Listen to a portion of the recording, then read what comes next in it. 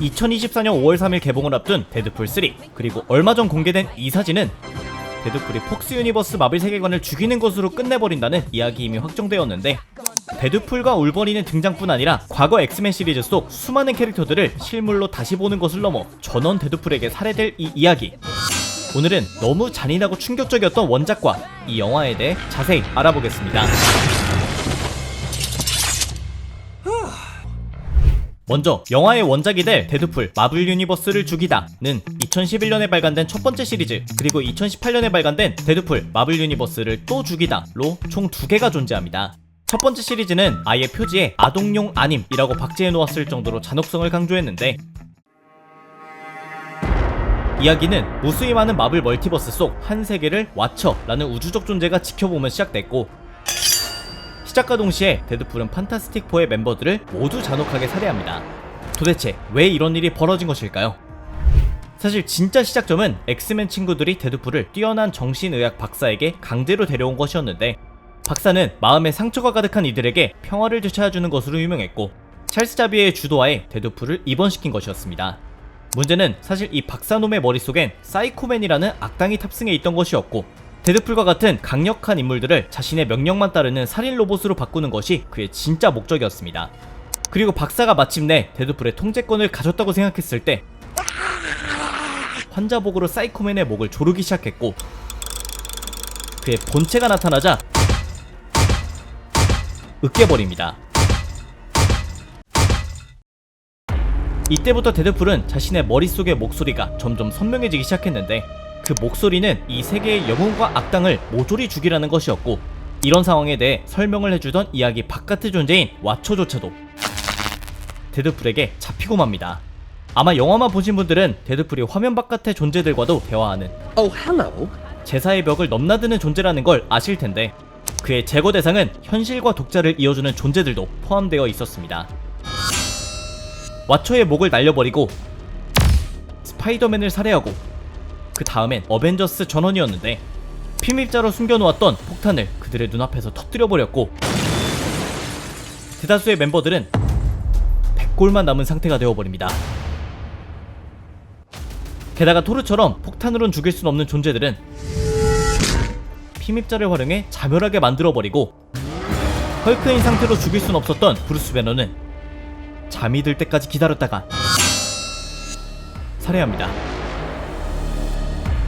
그리고 이제 엑스맨들의 차례였는데, 찰스 자비에는 눈앞에서 동료 엑스맨들의 죽음을 관전해야 했고, 데드풀은 사이코맨이 나의 뇌를 잘못 건드린 덕분에 이 세계의 진실을 보게 되었고, 우린 제사의 벽 안쪽에 갇혀있다 고 이야기했는데, 그리곤 찰스가 기꺼이 데드풀의 머릿속을 들여다볼 수 있게 해주자 그들이 만화책 세상 속 캐릭터일 뿐이라는 사실을 알게 된 찰스는 충격 속에 뇌사를 선택해버립니다.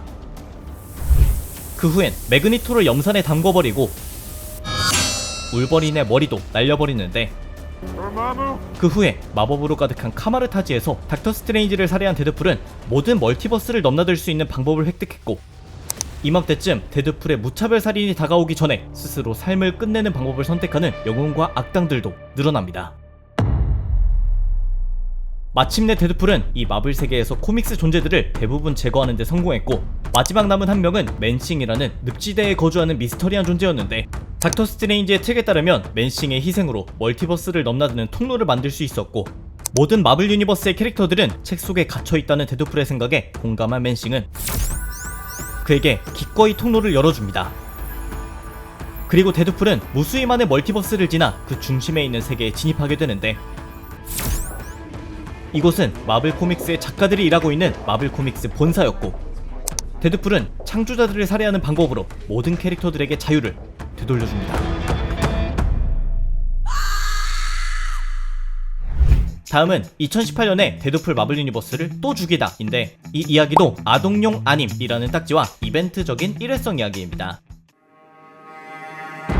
줄거리는 데드풀이 엑스맨 멤버들과 함께 모독과 싸우는 과정에서 시작되는데, 싸우던 도중 모독이 데드풀에게 나는 곰곰이 생각했다. 암을 유발하는 피라냐가 어떤 날을 꿈꾸는지 라는 이상한 말을 했고, 이후 데드풀의 눈앞에는 기이한 존재들이 나타나기 시작했습니다.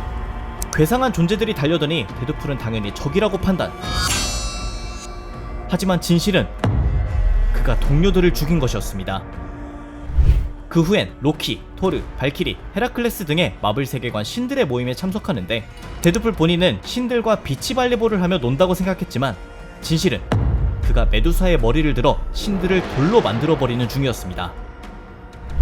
그 후에 사건이 터진 것은 뉴욕이었는데 영웅들이 한 발 늦게 도착한 곳엔 베놈의 파트너인 에디 브룩이 참혹하게 살해된 채 발견되었고 그들이 시신을 분석하는 동안 신비오트를 들은 누군가가 스파이더맨과 싸우고 있었는데 스파이더맨도 베놈이 뭔가 다르다는 걸 눈치채고 있었지만 그 안에 데드풀이 있다는 것은 알지 못했습니다.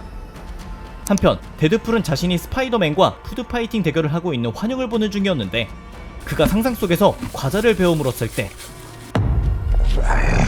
현실에선 스파이더맨의 뇌를 먹고 있었습니다. 이후 그는 피터 파커의 수트를 뺏어 입고 또 다른 스파이더맨 마일스 모랄레스를 찾아갔는데 당연히 데드풀은 자신이 스파이더맨의 모습으로 분장한 괴물들과 싸우고 있다고 착각 중이었고 결국 마일스도 머리가 잘린 채 발견됩니다. 하지만 어벤져스의 네로라는 영웅들이 한자리에 모인 상황에선 데드풀이 맨몸으로 상대하기는 힘들어 보였는데 바로 이때 어떤 과학자들이 데드풀에게 이상한 수술을 진행했고 눈을 뜬 데드풀은 온몸에 울트론의 육체가 이식된 상황이었습니다.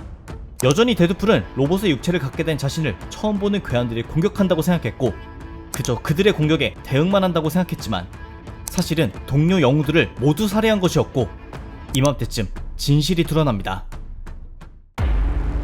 바로 레드스컬의 주도하에 어보미네이션, 닥터둠, 그리고 매그니토가 뭉쳐 서로의 이해관계를 위해 데드풀을 살인병기로 만들 수 있는 코드를 찾아낸 것이었고 그들이 전혀 예상하지 못한 것은 데드풀이 영웅들을 모두 죽인 뒤에 악당들도 모조리 살해하기 시작했다는 것이었습니다. 이쯤 되자 이를 주도했던 4명도 공포에 사로잡히기 시작했는데 다른 세 놈이 숨는 동안 매그니토는 차분히 데드풀이 자신을 죽이러 오는 것을 기다리고 있었습니다. 데드풀은 도대체 왜 자신과 타인들에게 이런 일을 벌인 것이냐 물었고 매그니토는 일부의 희생이 있을 수는 있겠지만 돌연변이들의 경쟁자들인 영웅들과 적들인 악당들을 네가 처리해주면 궁극적으론 돌연변이들이 더 살기 좋은 세상에 올 거라고 믿었다 며 절망스럽게 고백합니다.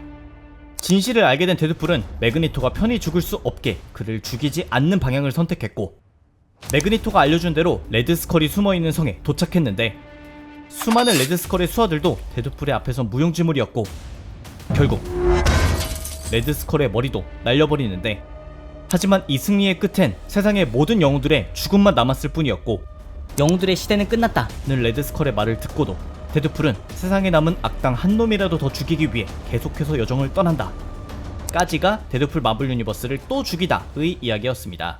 두 편 다 데드풀이 타인에 의해 영향을 받으며 이런 선택을 내린다는 공통점이 있는데 이런 공통적인 설정은 영화에 적용하기에도 아주 딱입니다.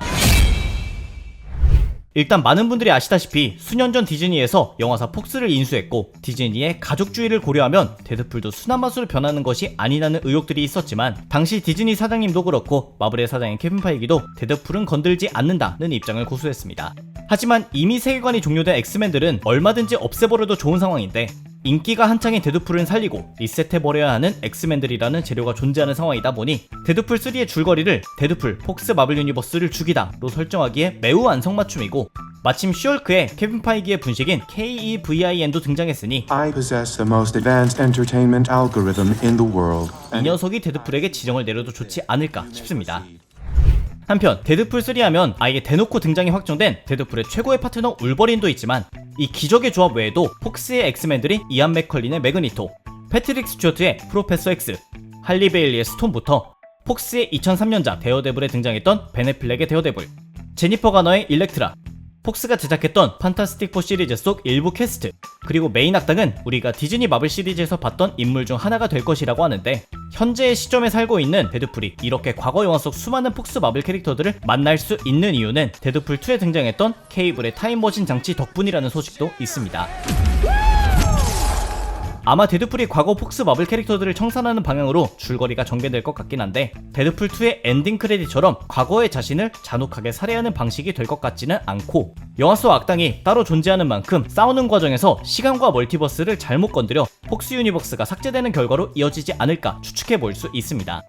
개인적으로 놀라웠던 캐스팅은 디즈니 플러스 로키에 등장했던 배우 오웬 윌슨의 캐릭터 모비우스도 등장한다는 점, 그리고 멀티버스 더머의 데드풀인 도그풀도 등장 예정이라고 하며, 이 외에도 마블 최강의 힘을 갖고 있는 존재 중 하나인 피닉스의 힘을 사용했던 징그레이와 디즈니 마블 시네마틱 유니버스의 최강자 중 하나로 자리매김한 완다의 싸움도 볼 수 있을 것이라는 루머도 있기는 했는데, 개인적으로 이 루머만큼은 신빙성이 낮다고 생각하지만 이미 스파이더맨 노웨이 홈과 닥터 스트레인지 대혼돈의 멀티버스에서 우리 모두가 말도 안 된다고 생각했던 장면들을 꽤 볼 수 있었기에 1%의 가능성만 존재해도 극장에서 보기 전까지는 기대해봐도 될 것 같습니다.